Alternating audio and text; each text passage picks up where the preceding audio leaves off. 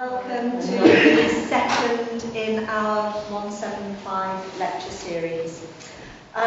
It's a very great pleasure for me to introduce Joe Elliott, of whom it can quite truthfully be said, and especially here, that he requires no introduction. For Joe was a student here, first at Bede and then at Hild from 1973 to 1977, training as a teacher. He then taught in mainstream and special schools in Durham and Sunderland prior to training as an LEA educational psychologist in Newcastle. In his spare time, he studied for part-time MA and PhD degrees at Durham and for a BA in psychology with the Open University. He was appointed Professor of Education here in Durham in 2004, after 14 years at the University of Sunderland, where he was latterly acting dean in the School of Education. See, I've been doing my work. Well, I know about websites. Joe's research and teaching interests include dyslexia, achievement motivation, working memory difficulties, special educational needs, behaviour management, cognitive education, and psychological assessment. In 2011, Joe became principal of Collingwood College, and I'm not going to say very much about that, everybody has their lapses. Hence the title of the talk this evening, A Tale of Two Colleges and Lessons Learned in Between. So thank you very much for coming, Joe. Thanks so much for coming along. I was trying to think about the intervening 43 years and what were some of the lessons that I've learned over that period. And when I thought I'd try to do it, because I am known sometimes for going on a little bit too long, so I thought I'd try and do it, just try to take a little bit from my experience as a teacher in mainstream and special education, a little bit from my experience as very much in academic research, a little bit of my experience as a clinician, as a child psychologist. But of course, all these things overlap because none of those things are kind of independent of the others. But let's wind back the clock then to 1973. A fresh, young, callow youth emerged at what was then Bede College, about to start his career as a teacher. And my very first visit to a school was Newhouse Roman Catholic Primary School in Ishwinning. And I dug the photo out on the very first day as a teacher, where I do, on reflection, think I somehow got the boundaries between school teacher and pupil somewhat wrong. I didn't quite understand. I don't think I quite got that right at the time. But so that was my very first teaching. And I guess trying to work out what the secret of great teachers or great teaching, what is it?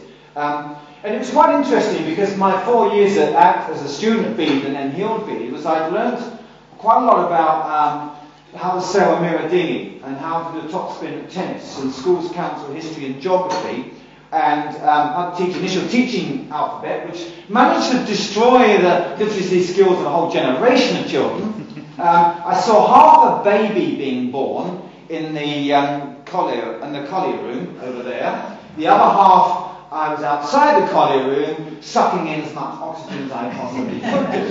I did all those things, but actually I don't remember anything about how you manage children's behaviour, which was a bit of a problem because there were one or two naughty children in the region.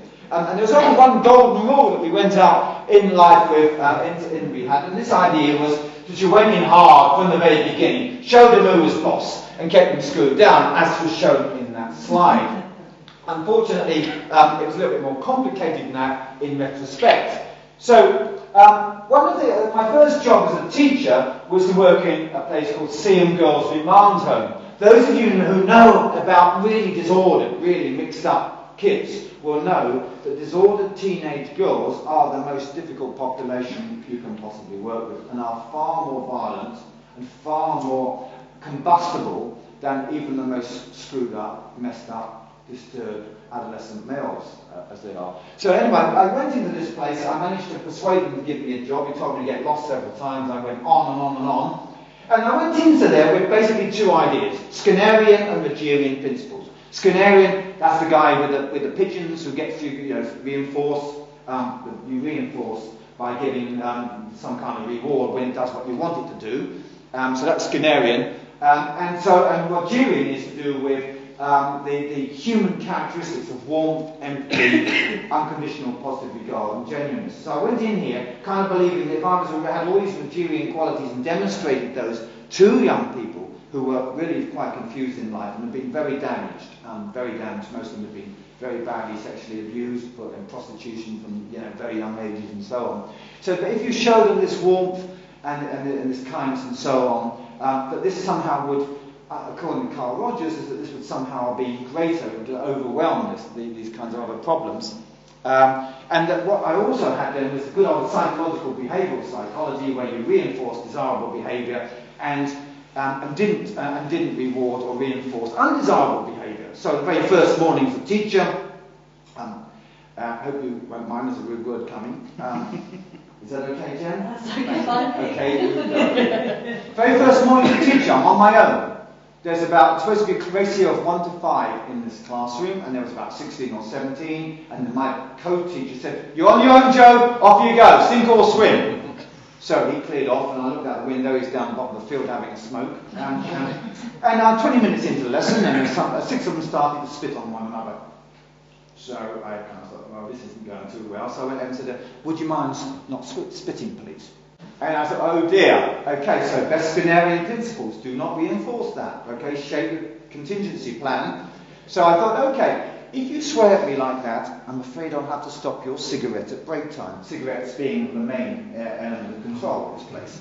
I'll have to stop your cigarette at break time. Whereupon I was told to locate said cigarette into a bodily aperture for which it was never intended, and from where it was difficult to smoke.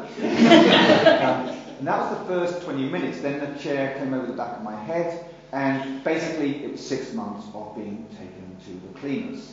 And the more warm and empathic and genuine and more unconditional positive regard I showed the children, the easier it was for them to absolutely project every bit of hostility and hatred of men that they had, projected onto this really nice guy who just took all this crap. So I spent 6 months throwing up every morning before I went to work, before I began to learn what it is you have to do to manage people in their behaviour. So, the very first lesson of the 5 lessons I've got today is that getting authority right is extremely difficult. Because authority is absolutely key to being a great teacher or a great leader of any kind, running a college or whatever. You have to have authority. And don't mix that up with authoritarianism. No, being authoritarian is absolutely not authority.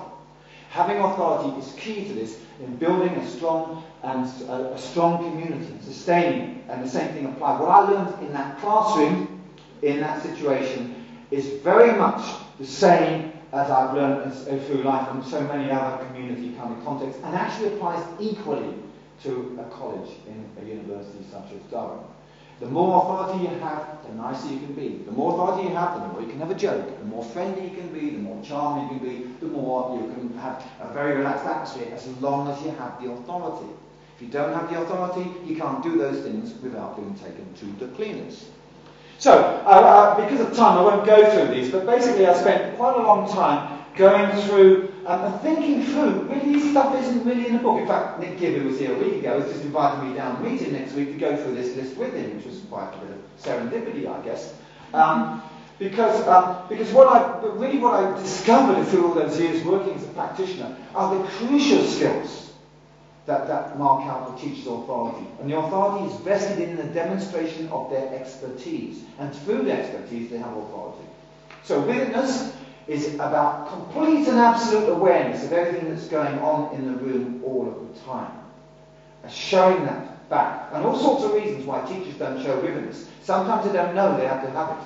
Sometimes it's because they're actually overloaded, what's called cognitive load. They're overloaded with so many things going on in their head, trying to remember what to say, how to ask the questions, where to get materials and so on. They're so overloaded that actually what they do is they withdraw the environmental scanning of what's going on in the room, because in their head they're thinking about the actual pedagogic delivery step by step. Sometimes they fail to lack witness because I'm just tired. It's just so tiring, scanning and watching all the time. It's much easier to bury yourself in one-on-one than it is to talk to this person here and scan the room while you're doing it. And finally, you don't show vividness because some people choose not to see things because they are concerned that if they see it, they'll have to deal with it. And that is a slippery slope to disaster. Overlapping involves dealing with multiple events all taking place at the same time, both human and non-human. Wasps in the window, guys with their shirts off, mowing the lawn outside, all sorts of things like that, things that don't work. The great teacher is someone who manages all these overlapping events like a conductor with the orchestra and doesn't allow themselves to get swamped. The illustration, when I was teaching in Sunderland, some child thought it was amusing to bring his white rabbit into my Year 8 maths class. And as I began to talk about the division of fractions or something very exciting like that, kicked the back of this rabbit and it shot out across the room towards me. All I can say is that evening I had the most tasty rabbit pie you will possibly like. The gravy, I can still taste that gravy in my mouth today. And that child learns an important lesson about messing with teacher. I didn't eat this rabbit. Larva extending, group alerting. The great skill, the great teachers are people who can hold the class in the palm of their hand through their eye contact, through their use of their voice, dropping it down, raising it high, the intonation, the rhythms, the periods, the silences, the pauses, the questioning technique, the movement around the room, the physical gestures. All these ways by which you hold people in the palm of your hand. And this is crucial to your expertise and crucial to the demonstration of your authority. The ripple effect. And this is where you say something to someone and it spins around the room. And a lot of people come in the class, let's say things like, I'm sick to death. I'm sick to death of you. You never bring a pen and pencil and a ruler in the classroom, do you? And the idea is by nagging at you, it kind of ripples around the room and spins around. Or sometimes people just do it the whole class. You know, I'm sick of this class. It won't be like that when you go to the big school, will it? I won't give you pens and rulers when you go up to big school. Oh no! Although when you're in the big school, you say, it won't be like that when you leave school and go out to work. And the idea of this, but one of the other important things that I think is this constant drip feed where you have teachers who are projecting this negative sense into the air. And what the great teachers don't make that mistake. The great teachers, what they do is any kind of control mechanism they need to exert, they will do this non-verbally 99% of the time. So you use facial expression, you use gestures, you little touches, slightly lift an eyelid, something like that. It's a secret kind of message. So the only time you ever speak is when something's good's happening. And what you do again there is an internalisation in the physical space of that classroom. That this is a place where people work, this is a place where people want to get on, and so on. And then beginning to ends and transitions. How you get in the room, how you leave the room, how you switch from activities to activity. All these things are crucial skills. And then there's the importance of the non-verbal behaviour, which again is something that I learned the hard way working with kids in classrooms, both in mainstream and special schools. Your posture, your gesture. And the same thing applies equally in college. It's if you're in a formal dinner and someone has decided it's amusing not to use cutlery, but to put their face in the pudding and eat it like that. And the way you will go walk across to them, and the gesture and the posture you have, and just how you ask the question, how you talk, all those things. And you can do that without any aggro whatsoever. And hope the young person will understand that it isn't the best way to eat his or her, it usually is, to be fair, his or her dessert. The speed of delivery, slowing your voice down if you really want to sound as though you've got gravitas. The volume, softening it as well. You used to soften it down when you're really trying to. Tomorrow I've got to do it, tomorrow I've got someone in to see me, and my voice will be very soft. It will be a very serious meeting. Okay? It's just important. The intonation, the rhythms when you're talking, the pitch. Judy Quinn, if you do that once more, I'm going to come right over.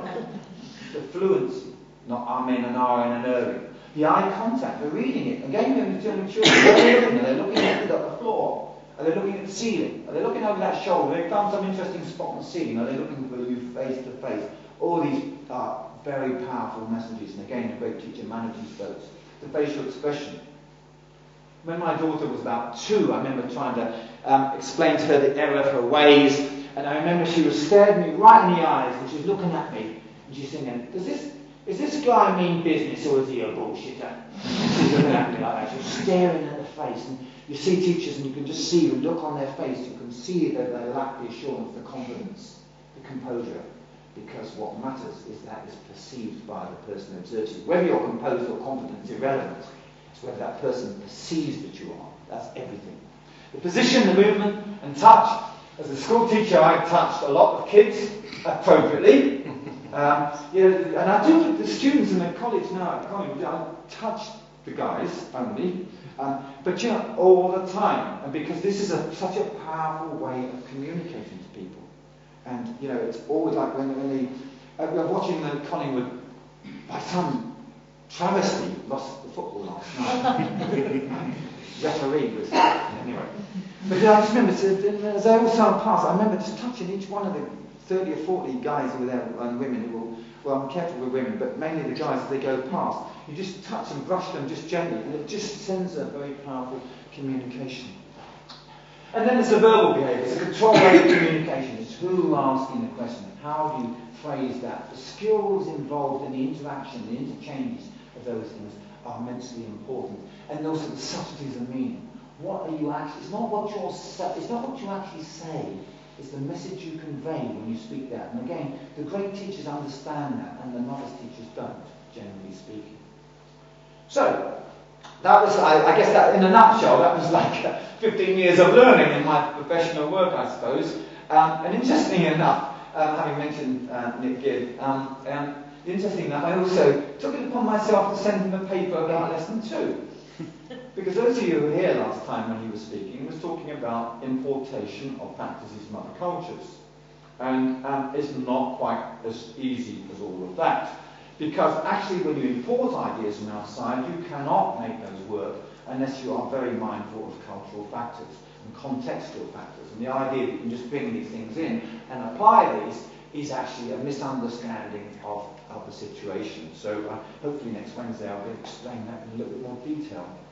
I want to talk a little bit. So a lot of my research for about 10 years or so, or even more than that, was looking at kind of children's attainment, educational attainment and achievement and motivation in Russian Federation, just post-Soviet, Southeast Asia, Singapore in particular, but also some of the other countries, United States, Kentucky, and a little bit in Lesotho, kingdom, sort of landlocked kingdom in South Africa. So, first we have to be aware that when you're looking at why children in various cultures seem to do so well, work so hard and achieve so much, it's not because they have a particular kind of pedagogic practice that we don't have in the UK and we need to import it. It's because there are powerful socio-historical traditions and other influences that operate upon them to make them work harder. So if we look at the Soviet Union for a minute, the pioneers always worked first, worked really hard. This is the iconography of the sort of Soviet Union. Really, really incredible. When I first went to Russia, I was so impressed because these kids were in such poverty. And despite the poverty that they had, living in these communal flats sometimes, 3 families in one flat, despite all that, the level of work, the engagement, the kind of academic standards that then they demonstrated were so much higher. So I spent several years doing a series of papers and writing a book trying to compare kids in Kentucky with kids in St. Petersburg with kids in Sunderland. And I suppose I've thought the best example I've ever got for what it is about Russia is a story with an anecdote. I've been very fortunate enough to go around many countries around the world and visit kids in schools. And so the questions they ask are always illuminating. So in 1994, or was it? No, 1994. 1994, I was in Massachusetts, and I spent some time working in secure accommodation with children who were murderers and rapists and things like that, and they were sort of locked up in this very secure unit. And the questions they asked me was, well, did I like the Benny Hill show? Had I ever met any of the Beatles? And what guns did the kids in England use? So that kind of tells you a little bit about the kind of culture. So, St. Petersburg, the classic story, I mean, the best thing I can ever tell you to give you the picture of what matters in Russia was about the same time, about 1994, I was in a school in the edges of St. Petersburg. It was right by the side of the forest. They'd never seen a Western professor of that kind. It was only opening up to the West then. And this school was so far out that they didn't get visitors. So it was really quite a weird thing, because I was like David Beckham, believe it or not. I mean, literally kids wanted their autographs. I mean, I must have signed 200 autographs. It's the weirdest thing. But it was a kind of, they had the mayor of the city or something, and the education officer, and all these people were there. It was a really big deal for this school. And as I'm walking around, this little 8-year-old girl, 7, 8 years of age, sort of came towards me, sort of haltingly, and was going to ask a question. And the thing I've learned about kids is, if they're in school like that, and they're with the brass around, they ask the question. They're asking the question they think is not the question they want an answer to. It's a question which they think somehow shows them in the most positive light within their cultural context. So this little lassie came up to me and said, beautiful English, good morning. I said, good morning. He said, may I ask you a question, please? I said, yeah, please do. May I ask you, which of Dickens' works is your favourite? God, Dickens! Who bloody didn't get those moments ago? Who the hell's Dickens? Oh my God! He did the evolution. No, that was Darwin. I think. And then it sort of came to me. I saw Oliver, on the movie, Oliver Twist. Ah, yes, she said. That is one of my favourites also. And which of Pushkin's works do you most enjoy? Pushkin? Who the hell's Pushkin? Well, of course, Pushkin is the great hero of the Russian tradition. A great poet and writer who died in a duel, a sword fight over in the honour of his love and so on. I mean, there's nothing like Pushkin to set a Russian's heart on fire. But what the point of this anecdote is to say about this is what really mattered in that kind of culture. The education was not about what the Americans said to us, which is about you've got to be educated or you end up pumping gas and flipping flies. It wasn't about making money or getting on. In Russian society, it was about being cultured. And being cultured was as good as it gets. And with under the Soviet Union, it wasn't as if you got high academic qualifications, you make a whole load of money. And so what we showed in the book really was just the power of the culture that made Russian kids really want to achieve academically and demonstrate that, and to do that. Which is one of the differences sort of in the UK, where people often play those things down. This was a 15-year-old kid we were asking them about why you not just pack it all in and go and work in commerce, because at that time when Russia was really transitioning, people who were buying and selling stuff were making serious money, and people who were staying in education were doing nothing. And we asked this child, and this child at 15 said that being educated is more important, more than making money and so on. It may be the aim of life. So I did ask I said, have you got any, surely you've got some kids who aren't very motivated around here, haven't you? And so they pulled this kid out for me. They said that, this is one who's a bit of a bad egg, this one really. So I sat to him and chatted to him, and he said, teacher said I'm clever, I became lazy recently. I don't do my homework properly. I think if I start doing everything at home, I may become better, but to be honest, I prefer putting my lessons aside and doing nothing. The thing I love to do most of all at the moment is to lie on the sofa and dream about something. This is a 15-year-old kid. So I said to the kid, and what are you dreaming about? And he said, about everything, how to change the world, like in the story, Oblomov, that you may know. Oblomov is a story, he was a kind of a guy who procrastinates and don't never achieve anything in his life. The point of the anecdote is that even the child who's identified in school as hopeless, not working, and useless, cannot help but to demonstrate his erudition, his kind of academic credentials, and make a reference to literature because he thinks that will show him in the best light. As opposed to a child in Kentucky who said, don't do you to learn all this gunk. All you've got to be able to do is learn to read and write. This is Kentucky. This is the kind of logo they use. The state of Kentucky is the yellow map there. And basically the way they try and get kids to work over there is not to appeal to their belief in intellectual activity or erudition or scholarliness or whatever. It's basically This is how you're going to make it in life. If you don't do this, you're going to be pumping gas. So this was a road sign I was driving past. Sometime after, they sent me one of those kind of door hangers. And the door hanger, you put it on the side of your door for when the kids are doing homework. And on it says, "Quiet please, I'm doing my homework." And underneath it says, "Because I want to be a millionaire." Which I thought kind of summed it up rather well, actually. Now the thing about if you are driven by extrinsic reinforcement, okay, there's been a row in the education press about the use of stars and, kind of gold stars and so on last week or so. If you're driven by rewards of some kind, whether like an internship at Credit Suisse or a job with, Price Waterhouse or whatever, or law, Magic Circle law, if your education is simply a means to that end, that works fine for the kind of students that come to the research-intensive universities. Because actually they will work hard in the belief that this will open a door to professional life afterwards. But of course, if you live in the cities, if you live in some of the disadvantaged parts of the northeast that we know in the world, and you do the math, as they say in America, and you realise that actually you've got that kind of understanding, but you realise you're never ever going to really make it. You're not going to succeed in that way. So you're not going to be able to use education to escape and make your fortune, and those people then lose the motivation. So the Anglo-American kind of tradition is okay for high achievers, but it's extremely bad for people who are less able to succeed in life.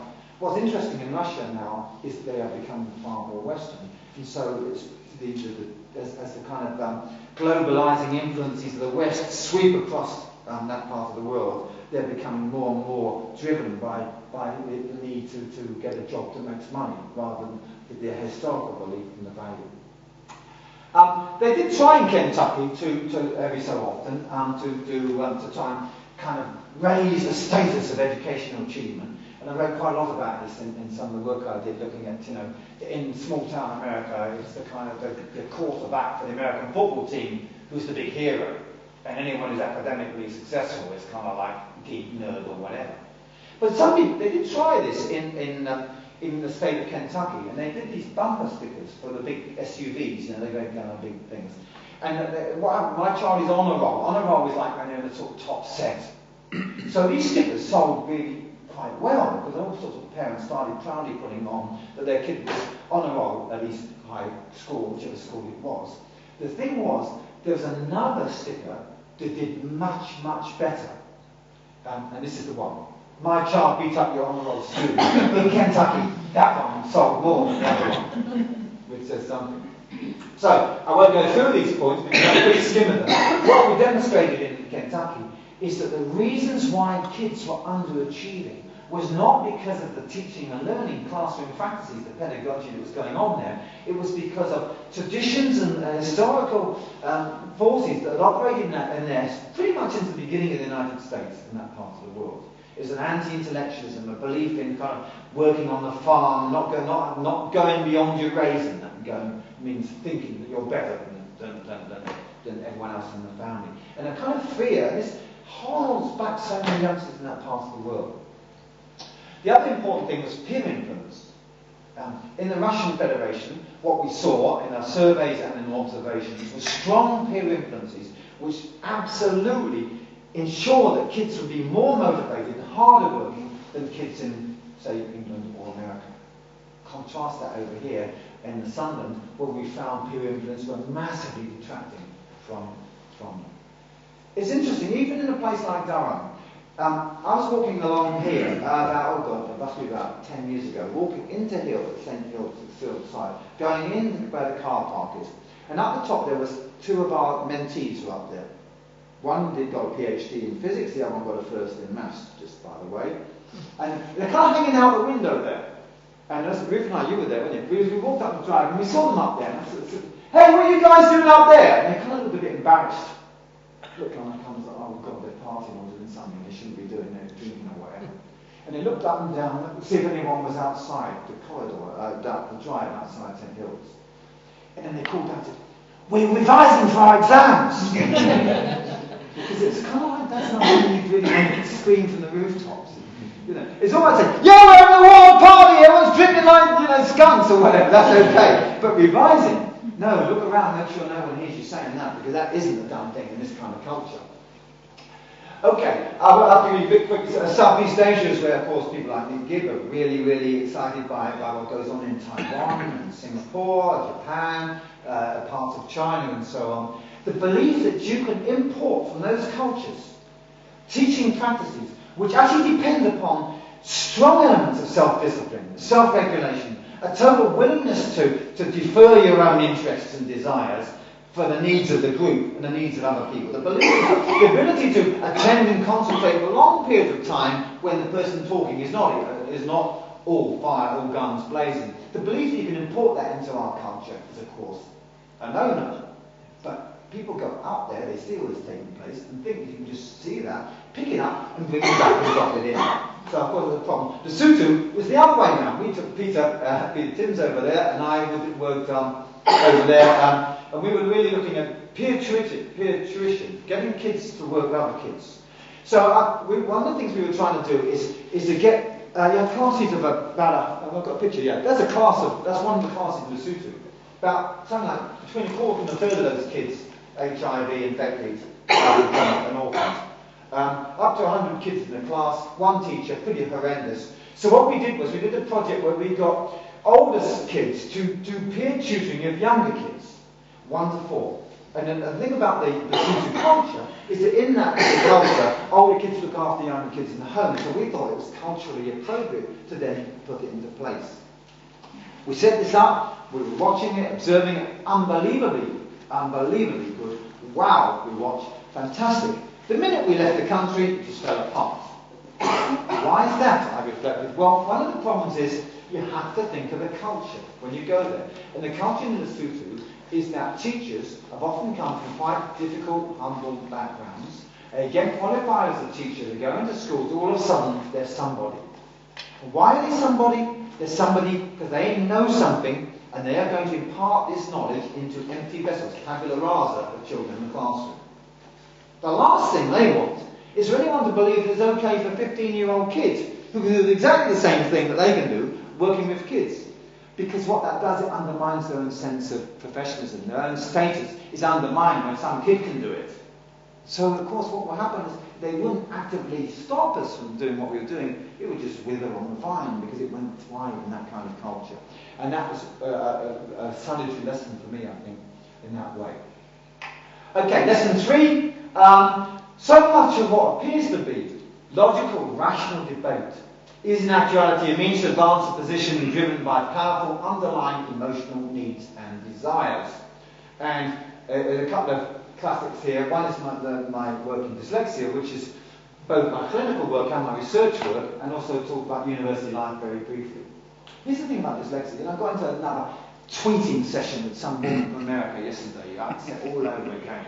The bottom line of dyslexia is this. Somewhere around in the world, there will be someone who's got a 10-year-old child who is failing to learn to read. The parents will be sick, beside themselves with anxiety, sick with worry. The child set off really happy, 5-year-old, bringing books home, and slowly you saw it all falling apart. And the kid now doesn't want to do it. I'm not doing that, I don't like it, it's boring, it's rubbish, and so on. Parents are worried, silly, and don't know what to do. Along comes Auntie, and Auntie says, have you ever thought maybe Samantha's dyslexic? Have you ever thought about getting her checked out? Well, we wondered, but they didn't mention it at school. Don't listen to those people. They don't know what they're talking about in that school. They're bloody hopeless, those people. Okay. Get them sent off for dyslexia assessment. So off the kiddie goes. This is a child, say 10-year-old, reading a 6-year level. So the 10-year-old child goes for the clinical assessment, and lo and behold, the diagnosis of dyslexia comes back. Parents then believe, wow, at last we found someone who knows what they're talking about. At last we found a real expert, a fantastic clinician who understands our daughter. Now we know what's wrong with her. Now we know what we can do to get things sorted, how to help her. Now we can get the resources we need for her. All those things are flawed. Why? Because there are no criteria for diagnosis of dyslexia. People's understanding of dyslexia is all over the place. Some people think it's a synonym for poor readers. Some people think that only some poor readers are dyslexic, like this parent, because why would you send a child off for dyslexia diagnosis when you know before you send them they've got massive reading problems? You would only do that if you assume that only some of these people with the problems were dyslexic and others weren't. And if you were working on that basis, then you'd have to say, well, what are the criteria? There are no criteria. The whole thing is a complete con. There is there's no intervention for so-called dyslexics. It's different, additional to or different from what you do for any kid with a reading problem. So before you send that child for that help, there is nothing they will tell you when they come back that will make any difference to what you do about it. You can say there's underlying working memory problems or processing problems, all this other sort of stuff, but there is no training for those underlying psychological processes. There's a paper I've recently written, which really shows the literature saying you cannot address any underlying cognitive process in the hope of making people a better reader. All you can do is address the reading itself. The mystery to the dyslexia debate is how on earth we've got ourselves in a position where something that is so patently and clearly cobblers persists and persists and persists. How do people manage to hold this cognitive dissonance between understanding the scientific kind of folly of it all, but meanwhile carrying on quite happily as if nothing were there? And it really beggars belief. The third part of the parents' belief that it will get more resources is actually true in some situations. You can get more resources if you get a dyslexia diagnosis. The problem is the people who get the diagnosis are people who already have most of the advantages. Within that population of poor readers, they're the advantaged ones. So when I was in New Zealand talking to them over the summer, there's no Maori, there's no indigenous people who are diagnosed dyslexic. Go to Australia, there's no Aboriginals diagnosed dyslexic. If you go to the United States, there are no Native Americans diagnosed dyslexic. When I worked in Sunderland, I worked in Pennywell, we didn't have many dyslexics. The leafy parts of Sunderland, and there are still one or two, okay? That's where the dyslexics are. Put your dyslexics on a map of Britain, you would find a whole load of them in northwest London, and quite a few around Bournemouth and down that way. But what you will find is that certain people in society are able to mobilise the arguments, get them that diagnosis and get resources. And of course there's no logic in it because a whole bunch of people don't get those things. And that's a mistake. Now, to say a little bit about university life, I spend a lot of my time now going to meetings of very, very clever people. And what's so interesting is that everything is intellectualized. Everything is very rational. Everything is argumentation. The thing about universities is underneath all of that are powerful emotions that drive forward behaviour, that drive forward actions and feelings and so on, that underpin that. But the thing about universities is actually that sort of stuff is all buried. It's kind of buried, and people intellectualise. So when I trained as an ed psych, I remember the guy who trained me, this was at Newcastle University, he said, one of the problems is I do a lot of clinical work with the children of academics at Newcastle University. And he said, the problem is that they have some really, really real problems. Why? Because their parents intellectualise everything and don't feel anything at all, or don't let the feelings come through. Okay, now I've got a quiz question. Grant Slater is the quiz king of Dublin University. So I thought for this next one, I would come up with a quiz question. Okay, so which one of the following descriptions of me, and sorry about being self-indulgent, you only answer this once in your lifetime. So which one of these is false? You can confer with the person next to you. Okay, one of these is false and the other one's are true. I was a former dustman and unclogged toilets. That I was an agony aunt on the Times newspaper. That I was a member of Bede College First 15 rugby team. That I was a guest on Loose Women. There's a TV show for those who don't know about that. That I was an answer on a pub quiz machine, and that I'm the only current Durham University professor who has failed all his A-levels. Not passed one ever. Okay, you may confer, and then we'll see if you can come up with the answers. Okay, I will now ask the quiz master, you can see man with all the answers. What's the answer? Inside knowledge here, it's number 3. You didn't play for the first, you played for the thirds. Absolutely. Absolutely. I only made Bede College third team. I did play second 15 once or twice. But yes, sadly. And why am I asking this question? I'm asking this question because it ties into the next lesson in my life, which is that Darwin's collegiate system is a prize to cherish. And where I'm going to here is that I was absolutely rubbish at rugby. Absolutely bloody awful. But you know what? The thing about the collegiate system is that anyone can do anything in the colleges. However good they are, they can try to be better at something. They can get skilled. They can fulfill their potential. No one is actually ruled out of doing anything on the grounds that they're not some superstars. And I think that's a really, really important part of the collegiate system. And you know, Collingwood, sorry I didn't mention that bit, we have 12 men's football teams, right? And then 18, until they lost last night, I was going to say 18 football superstars, but maybe not. The 12th team, quite frankly, do struggle to tie the laces up and run in the right direction. No, kick the ball this way, yes, that's it, yeah, that thing, the round thing, yeah, that way. But it doesn't matter because the 12th team go out wearing the college shirt, you know, and kiss the badge with pride, and they're part of it, and they go on the football tour to Magaluf, sadly. I don't know about you, Jan, but every year when our football team go on tour, for that week, I go into the student common room and I read the Sun and Daily Mirror, cover to cover, portraying that Collingwood College Football Club are not pictured in any of their goals. So these things, I think this is a really powerful thing, both not only in sport but in other areas. So this was the play that I did at my final year at Hild, Bede. I produced Journey's End, which was yes, and my God, you were busy. But it's just, you know, so some of them didn't really know much about, I wasn't much good at sport, but I wasn't much good at drama, really, quite honestly. Andy Collins was a star actor, but you know, the thing was you could do this stuff, you know, I performed in all sorts of plays and so on, and produced this one and so on. Laurence Olivier wrote to me, I wrote to him, he wrote back to me, about this play. It was, such a great opportunity, and again, the collegiate system permits all this. This is Peter Grundy. I just want to stick him up there, just for those of you who know him. Because this is kind of like the big question. How come he's not got a bit older in the last 40 years? He looks the same as he did then, doesn't he? So he was in that, and he was a tutor at the time that he performed in it. And does anyone recognise the ugly-looking guy on the right-hand side? Would the ugly guy like to stand up and just face the room? Yes, it's me. So this was Andy, a guy called Tim, and me. We were in Kiss Me Kate, and because Hild Bede doesn't do things by halves, it actually had an extra gangster in our play. So that was the three of us. Whoever took that photograph, probably Ruth, I think, she's in that kind of way. Okay, I'll just come back to that one in a minute. I just want to say a little bit about college life, though, because one of the great things of college then is it gives you this opportunity to do anything, to try anything out. Nothing is ruled out. However good you are, how poor you are, whatever, if you are interested and motivated, it will help you.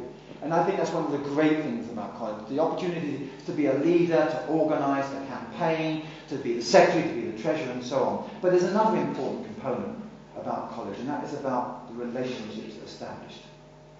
In 2003, it was my great honour to organise the 30th reunion of the Golden Class of Bede College 1973. And we had a reunion. Now this was only men, because in 1973 the good ladies of St Hild's were still separated from us by razor wire, horizons, searchlights and trip lines. Okay. So and that lady at the back, Nina Jokin, who still puts a shudder through me when I look at the photograph, she was the one who used to hold the machine gun turret. So we were going to be reunited. And even in 2003, it might not seem that long ago, depending on how old you are, but in those days, even then, there wasn't the kind of the opportunities for Instagrams and Snap, whatever they're called, and Facebook and photos. So we actually hadn't really met, most of us, since we'd left in the early 70s. We'd kept in touch, some of us had kept in small groups and so on, with Christmas cards and letters. But actually, it was going to be, people coming from all over the country, and actually from other countries in the world, were going to come out and meet each other. And this is going to be a kind of a first. And so the dinner was in the Collier, which is the room again, and then the dining room. Collier. The Collier room, I was getting confused. do that on the oven. It was in the collier room. But before that, we were going to meet in the Woodman. And the Woodman, for those of you who know about these things, is a pub at the top of Clay Path, where, as an 18-year-old callow youth, I learned the finer art of dominoes by a cluster of retired miners. So I went across there, thinking, well, before the boys get there, I'll go across and make sure I clear a bit of space in the Woodman. You know, and I'll go to our old corner where we used to hang out, and I'll try and sort of spread myself out a little bit before the lads get there, and so that when they come, we'll be over. So I went over early, I pushed open the door of the Woodman, and to my disappointment, what I saw was a bunch of old guys in a corner filling up the place. Oh, bloody hell, for God's sake.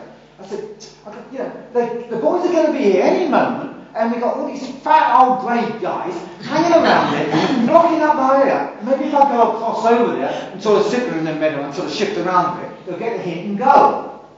So I walked across there and sat down, and to my surprise, one or two of these voices were familiar. Yes. And then I realised, oh my God, these are the boys. Time, so it's fair to say that time had not been kind to all of us. Probably not been kind to me. You know, the waistlines were fuller. The faces were more lined. The hair was grey or had fallen out. The once languid movements of great sporting athletic superstars were now a bit sort of stiffened and shortened and not too athletic anymore. The kind of the golden age had changed. What we had there was time had eroded. In fact, one of the guys who was there, Keith Sargent, who was the first trainer I ever made at Bede College, amazing guy, who was banned by James Lawrence from drinking anywhere within a 6-mile radius of this college. And that's why we had his 21st birthday party at Kello Working Men's Club, which is just outside 6 miles, and we'd gone there in buses, in coaches, and it was charged to Bede College Football Club away match. Keith Sargent, Durham Universities, Durham's representative in the British Universities, 1974 Yard of Ale drinking competition in London. I mean, can you imagine one of those now? Can you imagine that happening now? Times have changed. When he came back, I said, Keith, how did you do? He said, I didn't win anything. He said, but I nicked the clock. That's a great clock in the time ago. He's going around. Now if that happened, I'd be so shocked and disappointed. But you know, the irony was though that several weeks after this event, Keith died from a really aggressive cancer that was eating away at him at that very time. So even as we were meeting that day, something was getting away, eating away at him. But despite the ravages of the time for these guys and for myself, what was really amazing was that after a very short while in the pub together, what suddenly happened was that it was as if nothing had ever changed, as if we'd never been away from one another. It was kind of like the old jokes, the repartee, the kind of teasing, the kind of bonhomie. It was as if we'd come back. Nothing had changed apart from the haircuts, the no more platform shoes, no more flared trousers, and disappointingly Stella Artois lager was no longer 19 pence a pint. It was a sort of particular set of proximal interactions, a kind of a pattern of complex relationships had been kind of suspended in the 1970s and stayed there, just waiting to emerge many, many years later. A kind of collegiate cryogenics, where as we graduated on Panis Green, our interpersonal dynamic had somehow been frozen. And then it was just in 2003 in this bar it was slowly being defrosted and coming through. And it was just the power of those relationships and those we hadn't seen each other. It was testament to the power of the collegiate system and the relationships and closeness we had. Mark Hillary, who is one of Collingwood's greatest alumni, he came to speak to our students recently and said, the friends you make at college will always be there for you. They will be at your wedding. They will be at your children's christening. They will be at your funeral. And it's so true. The power of college, the relationships that are established there are just so powerful. Every day, since something happens that reminds me of that, when people phone or contact or people come up and visiting from the college and come back, and you get this sense straight away. We have where we are, we have a kind of corridor of all the alumni pictures, all the way back from when college first started. We don't go back as long as Hild, Bede. And all the photos are there. And every year we have a new freshers photo. There's about 420 of them there now, students in this photo. And I look at this photograph, and what I see is all these young, the current photo, and I see these young, dynamic, full of life, joyful people with the world ahead of them. And I wonder, what has the future in store for these guys? And will college mean as much to them as it did to my generation and so many generations in between? I believe it will do. That's what I've seen nothing to make me think that isn't going to happen. So the power of college is really, really phenomenal. And then finally, one last lesson before we finish. I'll go past these ones. I'm going the wrong way. Sorry, oh God, help me. I was doing quite well. I was quite straight up to them. So when I talked about the skills of great teachers and about transitions and skillfulness. Okay, what is the lesson we learned that this photo will tell you? Don't buy dodgy cushions. Is it the cushions? Well, I thought one lesson in life might be that soft delivery machines in the 1970s weren't as bad as you would have. I thought they were pretty darn cool.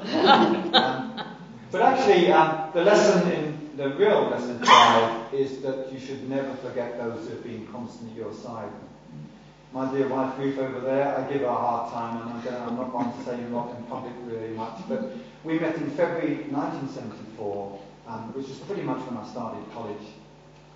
Just long enough to have racked up a huge overdraft before I met her. And then she took control of my finances almost immediately, and I went from massively in debt to back in the black by the end of that first year. But Ruth has been with me now since 1974, so this is now 42 years we've been together. And sometimes I forget this lesson. Life was so hectic in the university and researching and flying around the world and all this stuff. So easy to forget that person who sits next to you. Last night, I was at Maiden Castle with Ted was down there, so it was 2 hours watching the rugby, 2 hours watching Collingwood playing football, constantly thinking about work, coming back, going straight online, and so on. And this is the golden lesson for me, to try to remember that, never forget that Ruth's been with me all my professional life, ever since I met Bede, and I owe a huge debt to her. And I don't think I've ever said anything quite like this before.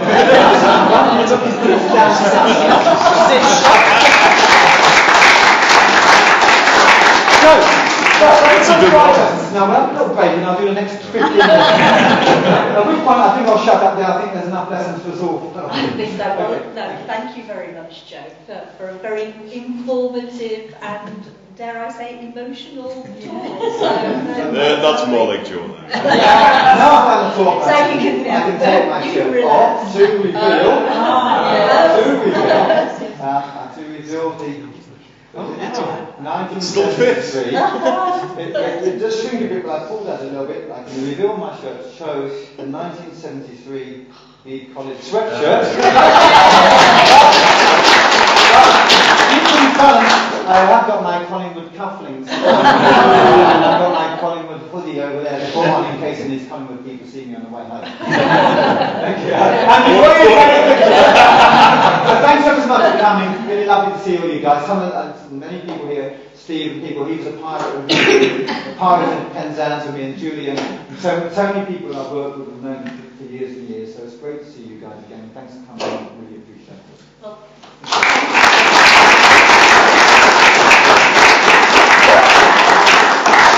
has anybody got any questions? We've just got about 5 minutes. Oh, don't you? There's a question. Yeah. I came down in order to listen to you because I thought you'd be an antidote to somebody who shared a school with me and then shared a college after me. So I'm really grateful you're going to give Nick Gibb a little bit more sophisticated picture. And as somebody who taught rats before I taught children, which makes me fairly unusual for my generation in Bede, I can assure you that behaviourism does have its place, as well as things like formal two thinking, which you must have practiced as an academic. Yeah, well, we've practiced fairly simple operant conditioning. On you? You will get your chocolate biscuit when you've cleaned up. So it does work, yeah, to an extent, yeah. Well, I suppose one question I could ask would be, what have you done wrong to say all those nice things about Ruth? Yeah, But I won't. We've talked about... You know what I've done wrong, because I've been told it for 42 years that I've done wrong.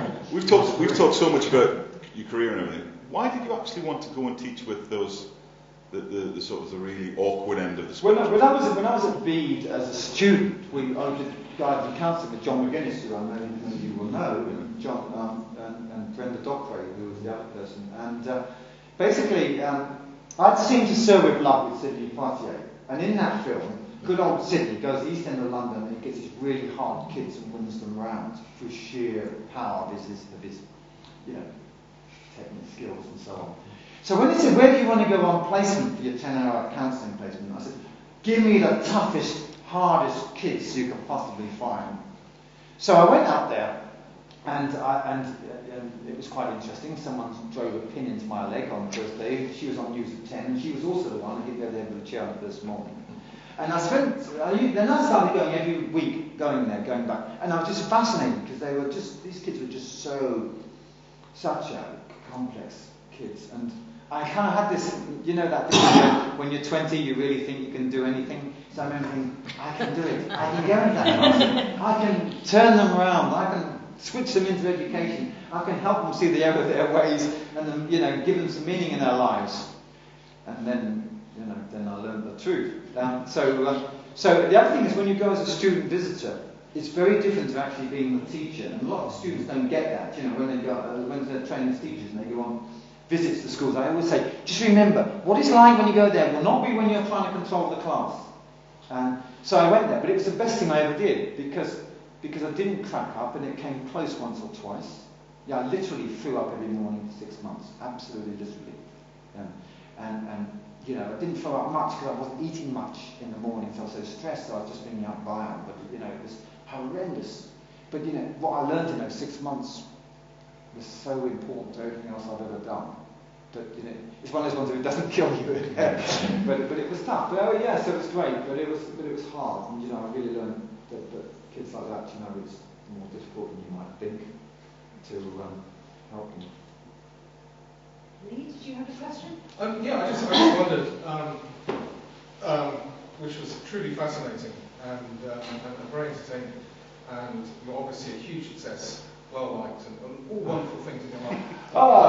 But I just wondered if, aside from what you just mentioned there, if there was one thing, if and when Collingwood Time Machine Society actually finished their time machine, and you can go back and tell yourself at some point in your professional career, don't do that, do something else, what it will be. I wasn't overjoyed about being an ed psych. I spent years and years getting the qualifications to do that.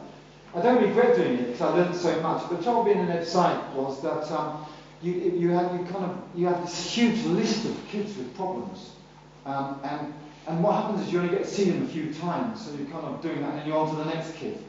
And so it really was very unsatisfying. I didn't think all I was really doing was kind of like writing reports and working out where some kiddie was going to go, and that was unsatisfying. I think I didn't think I made much difference to that many kids, and about half a dozen of the ones I worked with are now doing life for murder, so they weren't very great successes either. But that was a really important stage. I learned a huge amount working with families and doing lots of home visits and working with kids who were totally out of control, little kids and so on. Probably the thing that I could do most with that at that time was help parents who had really little kids who were running the house, and super nanny type stuff. But I think that wasn't very, very satisfying. The biggest thing I always regret is my tendency, when someone says something, I kind of know where they're going with it. And because I'm always trying to do things too fast, I don't always stop and let them talk long enough. I cut in, to understand the point, moving on.